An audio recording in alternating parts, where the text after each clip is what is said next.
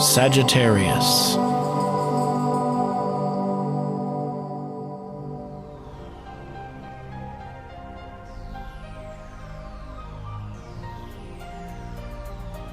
Well, Sagittarius, this is your forecast for July 2015, and wow, what a month. We're starting off here with a full moon. Actually, we got 3 moons this month. We got 2 full moons and a new moon. But this full moon on July 1st is falling into your 2nd house of money, income, and so forth. So it's going to illuminate this whole area for you. And listen up, there's so much more to come in behind this. Now, this full moon, within hours after it turning full, it's going to pass across the very degree of Pluto, meaning that it's going to be quite intense. And Pluto can generate not just a little money, it can generate a lot of money if things are done right and if you're in, should I say, the zone for it. So expect intensity on this day. What is really going to amplify it, listen to this, on the 1st, we got Venus and Jupiter conjunct. That's a kiss from cosmos.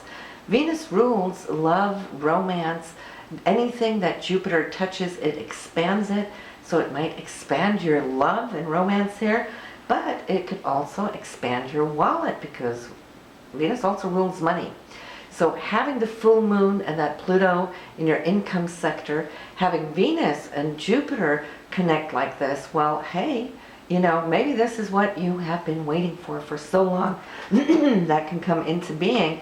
And even more so, the sun on the 1st, which is your essence, it's also trending up here to Neptune. Neptune is always hopes and dreams, those things, those vistas that you're reaching for. They too are coming together here on the 1st. So what a way to start the month. Now, the sun being in your your 8th house is also in a money area.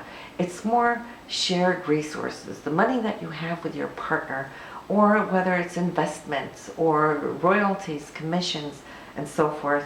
And then Neptune being in the area of home and family, property, real estate, your roots, your past. So if we're looking at Neptune, you have been looking, wanting, hoping to beautify, in an ideal way, because Neptune is always very idealistic. So you've been wanting to idealize how you live. So, what we carry on the inside as far as visions, now that's Neptune. The sun here is hopefully trying to make things work for you here as we start off the month, and that could come with support or some collaboration here with your partner or money that you hold with somebody else. Now, talking about money areas, there's more coming in. So we've talked about the 2nd house. That 8th house where the sun is going through, you also have the new moon and Mars there. And so there's going to be a huge focus on how to share values here, either to generate more through investments or more through shared efforts or shared income. And some of you might even be looking for mortgages or grants. And in that case, it should be a great month to do so. That new moon is going to be on the 15th. And it's in the sign of Cancer. So it's really wanting to nurture the person or the people in your life in a good way, because you are at heart a giver. So the intentions on the 15th should be about, wow, this feels so good how the month has started. This is what I want to replicate, as I go along throughout the coming months until the new moon in this area next year. All right. It's also the time for you to write your abundance check too on this day. Mars being in this area of the 8th house, Mars is your action. It's your drive, your goals, your ambitions. So you're kicking into action, really wanting to stay on this roll. It's like you've caught a wave and now you're surfing it. So try to keep your balance here and surf it all the way in. It's about trusting. It's in the sign of Cancer, which rules water. That's why I'm saying the wave, the surf. Trust that the wave, this flow, the zone that you're in, knows what it's doing. It will carry you to its destination, into the beach. You're going to have this drive with you in this area here for a few weeks, so it's going to give you ample time to actually achieve those things that you set out to do if you are focused. We've got to use the planets while they're there. So then we have, let's talk about that Venus and Jupiter again though, because it is just, it's a kiss from above, and it's in your 9th house for long distance travel. Some of you might be thinking about or even being out and about on a long distance journey. It rules foreign places, people and countries and languages and foods and cultures, but it's also higher consciousness, okay, wanting to reach through and bring in inspiration from above. So it is all about justice, which Jupiter really rules as well.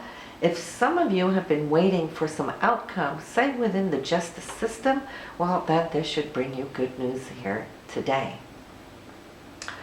We have also the Sun and Neptune, as I mentioned on the 1st, that's money, security, the home, family and properties. Then we have also on the 4th, we have Mercury and Jupiter. They're sextiling one another, and Mercury is always news, it's communication. The news it's going to be receiving is a great aspect to Jupiter, so you could be hearing good news from a foreign person or a foreign country, or somebody at far from you. It's also going to be sextiling Uranus there on the 2nd, jumped over that, and that's unexpected news. So first you have the unexpected news of something going on, more insights on the 4th. On the 5th, Mercury is also going to be communicating something about Venus, love. So there's words of love being shared, but there's also news, words, communications about money on the 5th. So you could see how all of this now is tying in, and it's going to be opening up your vistas, those things that you have been so good about imagining, okay? Nothing manifests in the physical world without imagining it first. Neptune has been doing a good job. You're going to see how this is going to start falling into place. On the 6th, the Sun, which is you, is now going to be a little bit challenged here by Pluto. Now, pay attention when I talk about Pluto this month, because first we started off with the opposition from the, a conjunction, between the full moon and Pluto. So that's initiating something, right? That was your 6th house. So here on July the 6th, the Sun, being in your 8th house, is now pretty much going to be looking at how to divide, how to share, or how to integrate the balance here between your own income and that goes out to royalties and commissions, or your partners. There's shared resources here, and then you have your own resources. So this is a day where you're going to look at how things balance and what is fair. On the 8th, we have Mars, which is your drive, trining up to Neptune there in the 4th. So I'm feeling for those of you who are looking for property or wanting to move or invest, perhaps, the 8th house is always all about investments. This is a great day for you to land something and feel really happy about it. It kind of shores right up there to what it is you've been seeing. And then we have work to do. So we've started the month really well. Now it's all about integrating all of it. Between the 10th and the 15th, first we have some communication that you really need to pay attention to on the 10th, because Mercury is going to be squaring off on Neptune. Mercury being communication. When Neptune is not well aspected, it can get a little foggy.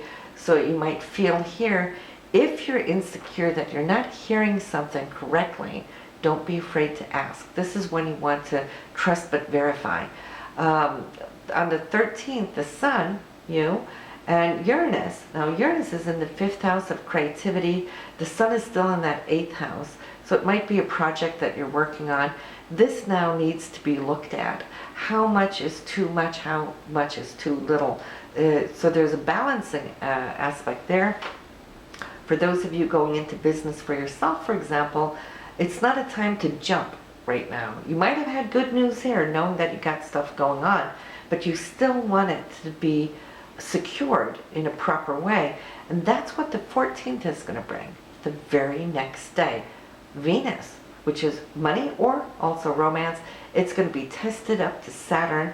Now Saturn is in your 12th house. It's moved back into your 12th house. And so they're looking at each other. And Venus being in your 9th house, well, it's kind of like asking, is this what I really want? Or this is what I always thought I want, but now that I have it, is it really where I want to invest? Or do I wait and see? Is the grass still greener on the other side? So it's time of repositioning a little bit, not acting. On the 15th, talk about action. Here's Mars now going to be opposing Pluto. We had the full moon conjuncting Pluto. We had the sun opposing Pluto. Now, so what you heard, or whatever took place on the 6th, here now comes Mars, which will act upon what you were talking about on the 6th. And again, it's about money and resources, yours versus somebody else's, or the banks, or whoever else. But I'm seeing that it's also creating a release of something. So you're actually happy to now be able to kind of punch through. You've been waiting here. It's been 2 years since you were in the same situation. It's been 1 year ago since there was an initiation of something, and now comes the full ending of it. So it's going to be a good but powerful and dynamic day. On the 18th, well, up till the 18th, Venus has been in Leo. Leo is very playful and joyful. So you've been having a lot of fun. Now is time for Venus to start thinking and working a little bit more, paying more attention to details. Venus has been in the 9th house too, so that's been in the house, your house, of Sagittarius. So it's been happy-go-lucky, but now we've got to focus on day-to-day life. And Virgo is very organized. It wants to have everything straightened out, so there's clarity in the mind, and it's going to be moving into that 10th house of career. So you're going to see how work is going to kick in, at least for a little bit. It's going to be there until the 25th. Then it's going to turn retrograde for several weeks. So at least you're moving forward. It's going to open up the door for you. Then it's going to step back and do its thing before later on here, this late summer. And then we also have another planet going retrograde, which will be Uranus on the 26th. Uranus is always about action, the wow factor, the unexpected, right? You've had this now going on, moving forward over this last half a year in your 5th house for love and creativity. So you've been going through this one layer after the other with love and maybe even the businesses that you own, or also children could have been undergoing changes. But now that's going to settle down a little bit for the next 4 or 5 months. And so it's going to be a little calmer in this area. And then having Venus coming into Virgo, that's going to calm things down a little bit. So we become a little bit more real, a little bit more practical.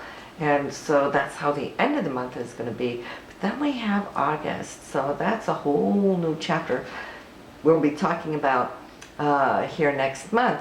But this third moon that we're going to have is ending off our month on the 31st. And it's going to be some degrees in Aquarius, so it will illuminate the area of communication.